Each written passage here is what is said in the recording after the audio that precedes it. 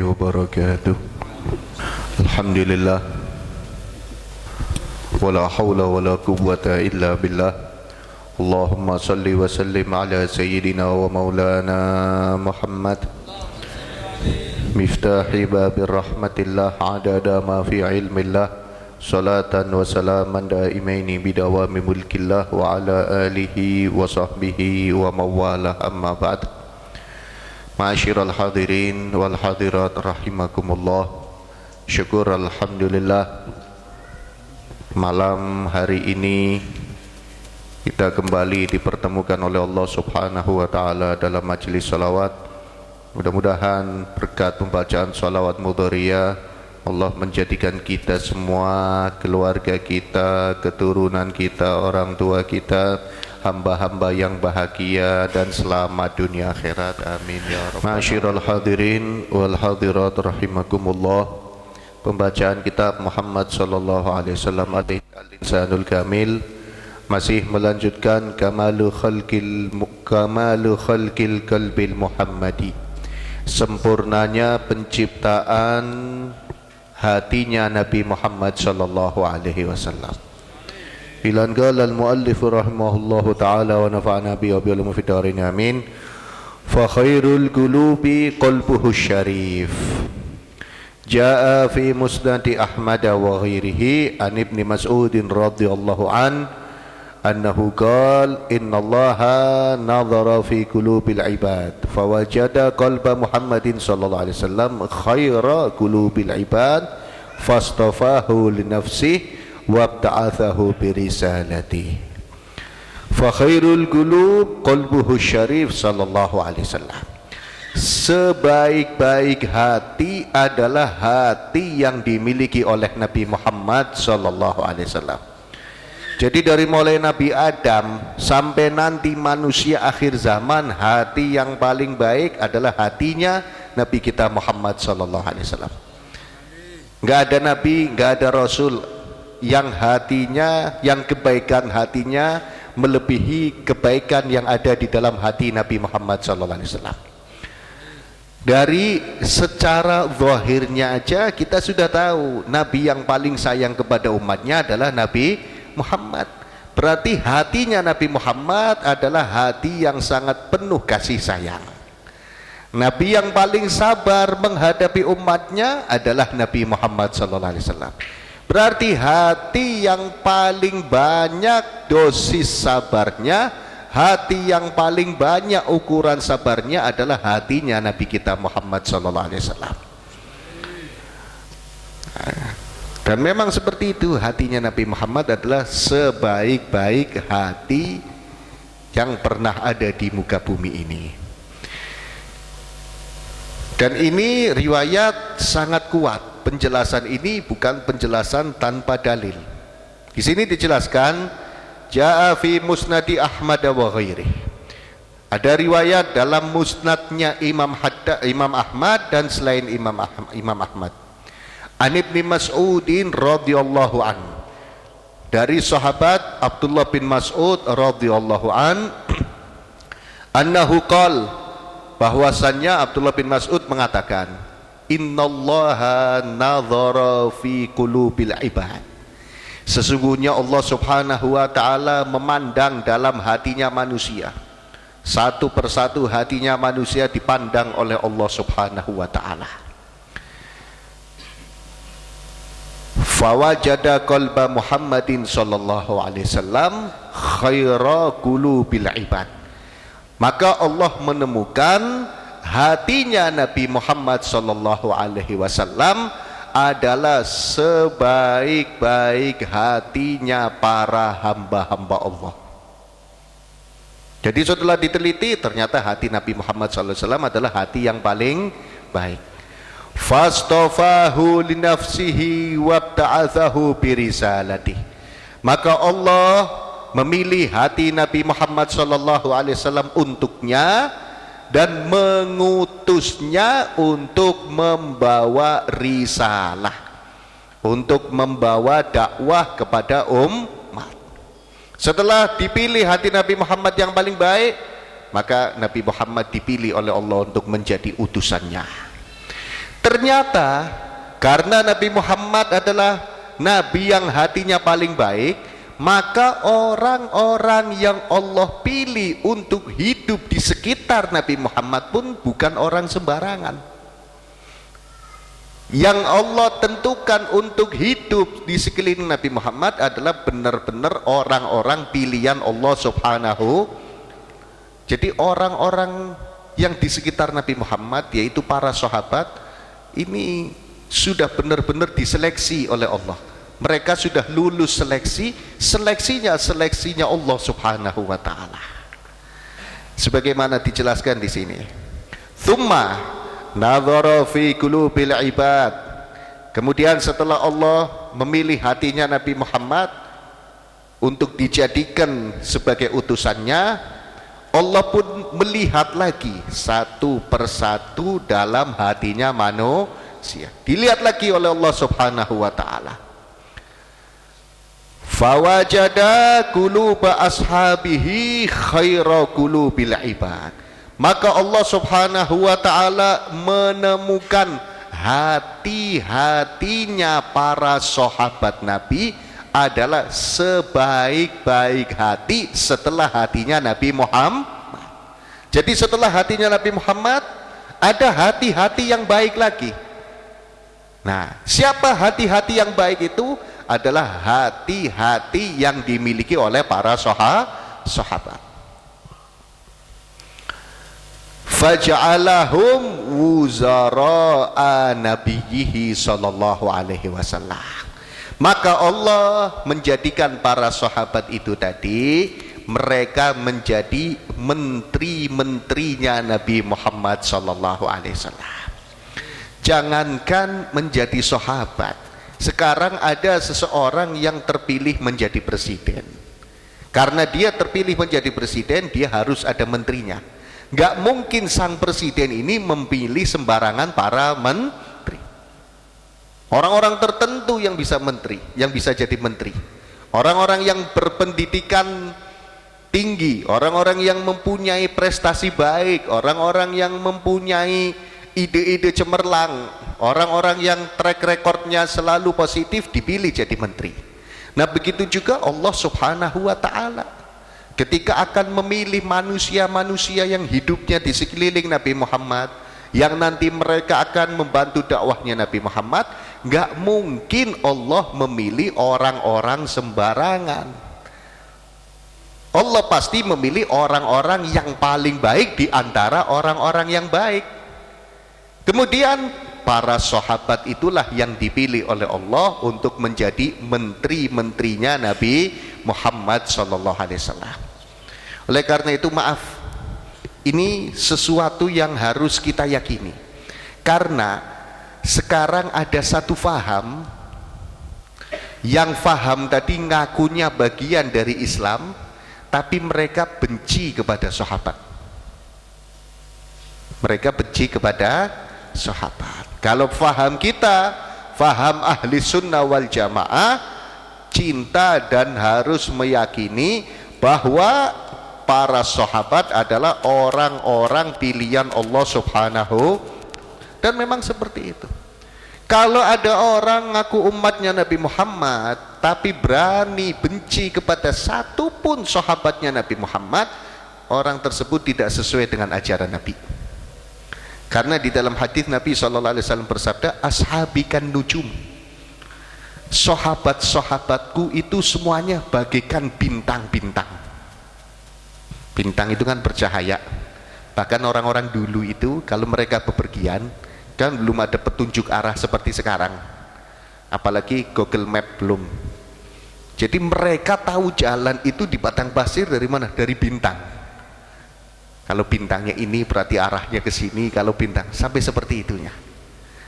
Jadi orang dulu itu lebih cerdas dari orang sekarang kayaknya. Orang dulu itu nomor telepon aja banyak hafal.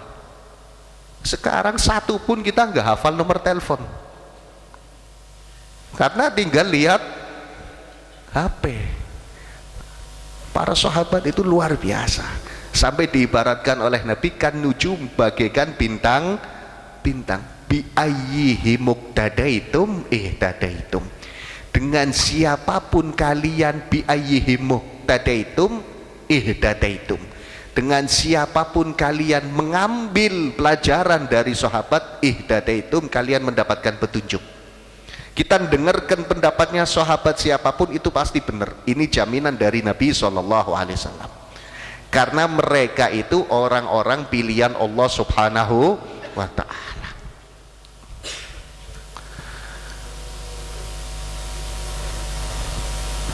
Yuqatiluna an dinih, para sahabat tadi benar-benar hidupnya berjuang, berperang karena agama Allah Subhanahu wa ta'ala, bukan karena yang lain. Para sahabat itu kalau ada panggilan jihad, mereka bergembira luar biasa.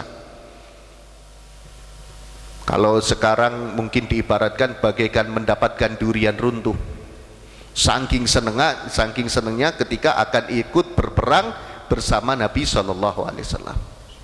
Sampai diriwayatkan ada seorang wanita yang suaminya ikut perang. Ternyata sang suami gugur di medan perang, terbunuh menjadi syahid. Beritanya sampai kepada si istri. Istrinya langsung lihat anak pertamanya, kayak memberi isyarat, ayo nak berangkat. Sang anak langsung menangkap isyarat tadi, mengatakan, wahai ibu, saya siap menggantikan ayah saya. Ganti nyawa ini, bukan ganti kedudukan, bukan ganti kedudukan dunia, kedudukan akhirat jelas. Kedudukan akhirat jelas. Berangkat ini sang anak perang bersama Nabi SAW. Masih remaja anaknya, nggak dieman-eman sama ibunya. Ibunya nggak mengatakan, jangan nak, kamu masih muda, masa depanmu masih panjang, belum jadi S7. Enggak, kata ibunya, berangkat nak, berangkat. Setelah berangkat, nggak lama kemudian sang ibu gugur di medan. Tersisa anak masih kecil, masih belum balik, anak laki-laki. Apa kata anak yang belum balik? Ibu, jangan remehkan saya akan ikut perang bersama Rasul SAW. Berangkat sang anak ini ikut perang bersama Rasul, gugur di medan perang. Terakhir istrinya ikut berangkat sendiri dan gugur di medan perang. Sampai seperti itunya mereka memperjuangkan agama Allah Subhanahu wa ta'ala. Kalau kita kembali ke logika, ngapain gitu? Sekarang kita ini nggak ada pengorbanan nyawa untuk syariat Nabi, itu pun kadang kita masih males. Nggak ada pengorbanan syariat, nggak ada pengorbanan untuk syariat. Kita nggak perlu korban nyawa, bahkan mungkin kita nggak perlu korban harta, hanya korban waktu aja untuk nurut Nabi. Kadang kita masih nggak mau korban waktu. Ada ngaji, ada bayaran, nggak ada gratis, di mana-mana banyak pengajian. Kadang kita masih nanti, besok aja, besok ini malam aja, malam nanti aja. Loh, kok sahabat bisa seperti itu? Mereka hidupnya hanya berkorban untuk agama, hanya berkorban untuk Nabi SAW. Ternyata memang mereka adalah orang-orang pilihan Allah Subhanahu. Sudah dilihat oleh Allah, sudah diseleksi oleh Allah, sudah melewati berbagai macam babak penyisian, dan terpilihlah mereka menjadi orang-orang mulia yang hidup bersama Nabi SAW dan memperjuangkan agama Nabi SAW. Dan nggak semuanya orang dipilih oleh Allah, bahkan yang hidup sezaman dengan Nabi, yang rumahnya dekat dengan Nabi pun banyak yang nggak dipilih oleh Allah Subhanahu wa ta'ala karena nggak masuk seleksi. Sampai paman Nabi Abu Lahab nggak iman kepada Nabi, malah memusuhi Nabi SAW. Padahal tahu kehebatan Nabi, tahu mukjizat Nabi, tetap nggak mendapatkan hidayah dari Allah Subhanahu wa ta'ala. Nah, mudah-mudahan iman Islam yang ada di hati kita dijaga oleh Allah Subhanahu wa ta'ala. Fama ra'ahul muslimuna hasanan fahuwa indallahi hasanun. Nah, ini apa yang dilihat oleh orang muslim sebagai kebaikan, maka perkara itu juga menurut Allah baik. Nah ini yang sering mengatakan bid'ah. Apa yang dilihat oleh orang muslim itu kebaikan, maka itu menurut Allah juga baik. Di zaman Nabi SAW nggak ada orang kumpulan tahlilan, kumpulan zikir ada,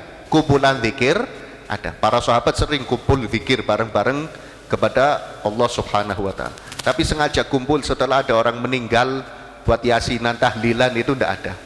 Yang ada mereka doakan selesai. Tapi yasin tahlil kira-kira kebaikan apa maksiat? Maka itu juga di sisi Allah menjadi baik. Zaman Nabi SAW nggak ada taraweh, baik yang 2 rakaat 8 yang 22 sampai 8 rakaat atau yang 44 sampai 8 rakaat. Nggak ada taraweh zaman Nabi. Siapa yang bilang Nabi pernah taraweh? Nabi itu kalau Ramadan setiap malam sholat 11 rakaat. Nabi itu kalau Ramadan setiap habis Isya sholat 11. Ada yang mengatakan itu niatnya witir semua. Dan ketika yang ngikuti sholat itu semakin banyak, Nabi nggak keluar dari rumah. Ditunggu sama Siti Aisyah, ditanya sama Siti Aisyah, ya Rasulullah kenapa nggak keluar? Iya, aku takut sholat ini dianggap wajib sama umatku, nanti memberatkan mereka. Nggak mau Nabi memberatkan umatnya sampai dalam perkara ibadah. Kemudian mulai lagi zaman sahabat Umar tarawih itu, bahkan bukan 11, 20 rakaat. Sahabat Umar mengatakan ni'matil bid'atu hadhihi, sebaik-baik bid'ah ya ini sholat tarawih ini, sebaik-baik bid'ah ya ini sholat tarawih. Karena ya ada riwayat ini, apa yang dianggap oleh orang muslim itu kebaikan maka itu menjadi baik. Bukan bid'ah, kullu bid'atin dolalah, berarti enggak ini. Kalau bid'ahnya yang jelek itu baru dolalah, sesat. Tapi kalau bid'ahnya baik, ya itu juga menurut Allah menjadi baik. Kalau memang kita ini semua yang enggak ada di zaman Nabi jelek, mushaf Al-Quran itu enggak ada di zaman Nabi. Enggak ada dulu mushaf Quran. Mau beli toko di mana enggak ada percetakan. Bahkan penyusunan Al-Quran surat-surat itu kan mulai zaman sahabat Utsman. Dan waktu itu nggak ada shin titik 3, sin kosong, ba titik 1, ta titik 2 di atas, fa titik 3 di atas, nggak ada. Cuman tulisan aja. Langsung tahu sendiri. Semakin kesini orang-orang semakin bingung mana yang sin, mana yang sya, akhirnya dikasih tanda, mana yang ba, mana yang ta, mana yang fa, akhirnya dikasih tanda, mana yang kof, mana yang fa, akhirnya dikasih tanda. Nggak ada harokat. Sampai akhirnya ada orang salah baca, disuruh dibikin ilmu namanya ilmu nahwu.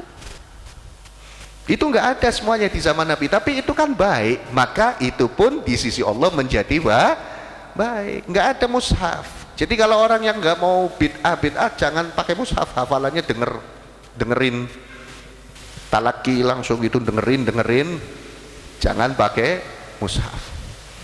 Jadi kita jangan sempit jadi umat Islam, jangan sempit jadi umat Islam. Dalam Nahdlatul Ulama itu ada satu kaidah di mana dikatakan bahwa pemahamannya Nahdlatul Ulama itu al-muhafadzatu 'alal qadimis shalih wal akhdhu bil jadidil aslah.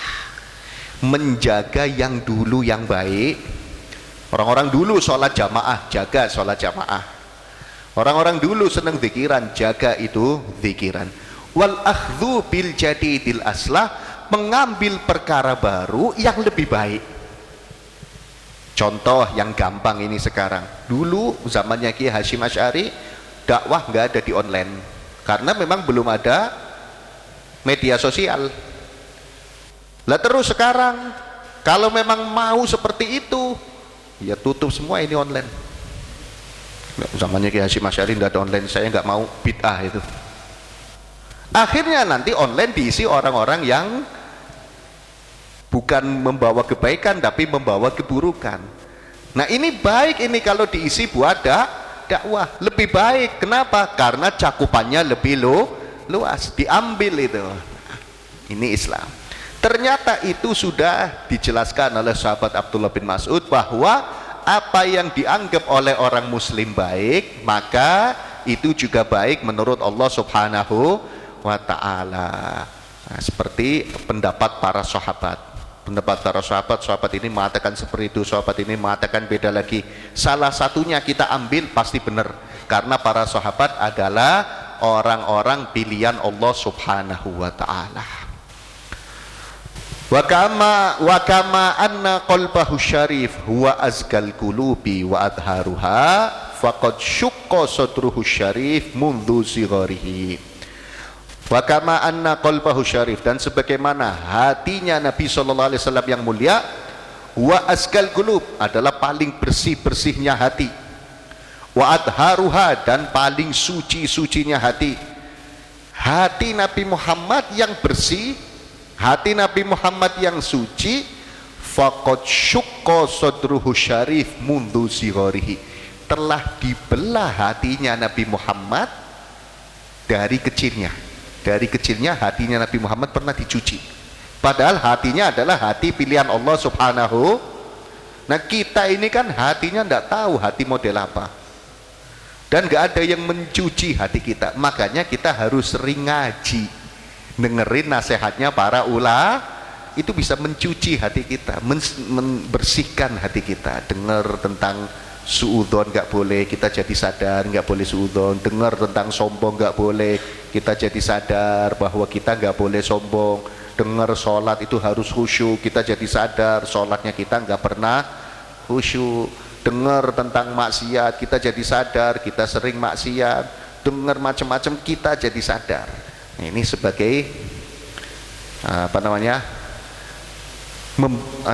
sarana membersihkan hati. Dan maaf, hati itu kalau 3 hari nggak dengar nasihat bisa mati.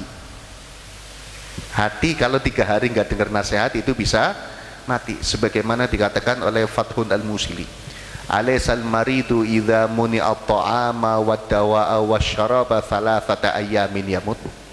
Imam Fathul al-Musili pernah bertanya kepada murid-muridnya, wahai murid-muridku, bukankah seorang yang sakit kalau 3 hari dicegah dari makan, minum, obat, udah lagi sakit parah, 3 hari nggak boleh makan, nggak boleh minum, nggak boleh dikasih obat, kira-kira tambah sembuh apa mati?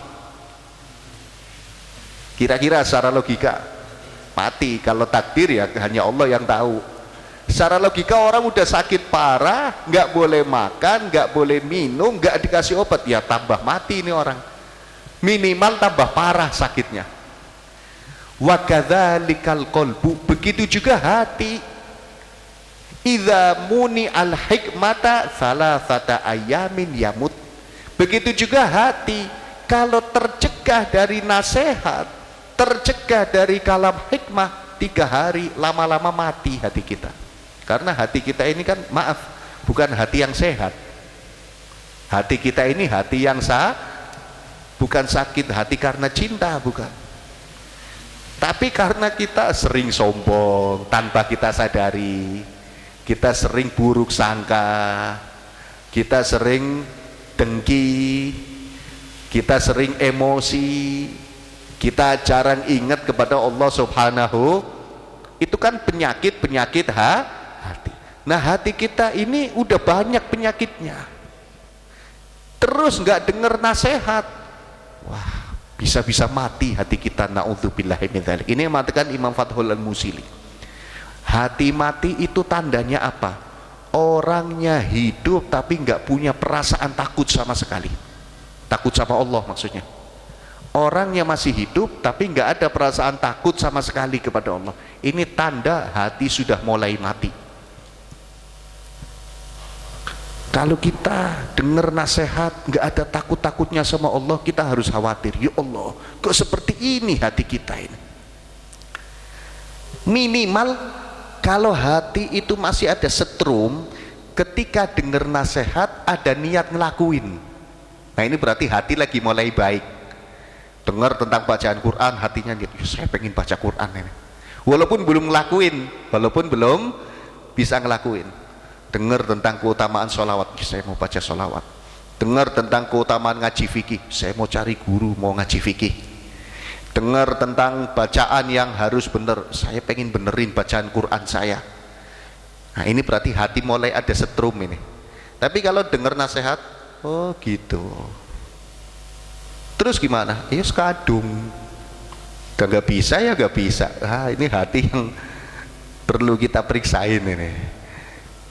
Makanya kita sering ngaji biar hati kita nggak semakin kotor tapi semakin bersih, nggak semakin sakit tapi semakin sehat. Karena Nabi sendiri, Nabi SAW sendiri yang hatinya sudah menjadi hati yang paling bersih, hatinya sudah menjadi hati yang paling suci, itu pun dari kecilnya sudah dibelah. Sudah dibelah. Dibelah buat apa? Wastukhrija min qalbihi hadzus syaiton, dan dikeluarkan dari hatinya Nabi Muhammad titik celah masuknya setan. Hadzus syaiton, bagian yang bisa ditempati oleh setan itu diambil, sehingga setan nggak bisa memasuki hati Nabi Muhammad SAW. Pertanyaannya, kira-kira bagian yang bisa dimasuki setan di hati kita ini sudah pernah dikeluarin malaikat apa belum? Belum tentunya. Mudah-mudahan hati kita nggak dikuasai setan. Amin. Makanya perbanyak zikir biar setan ini panas di dalam tubuh kita jadi keluar, sehingga kita hidupnya nggak dikuasai oleh setan. Bukan maksudnya dikuasai oleh setan itu orang hidup kesurupan, enggak. Kalau kesurupan tinggal diwiritin, dibacain ayat kursi, selesai. Tapi kalau kesetanan ini yang susah. Wujudnya manusia tapi sifatnya seperti sifat naudzubillah. Mudah-mudahan kita bukan orang-orang seperti itu. Wa kama rawa Muslimun wa ghairuhu an Anasin radhiyallahu an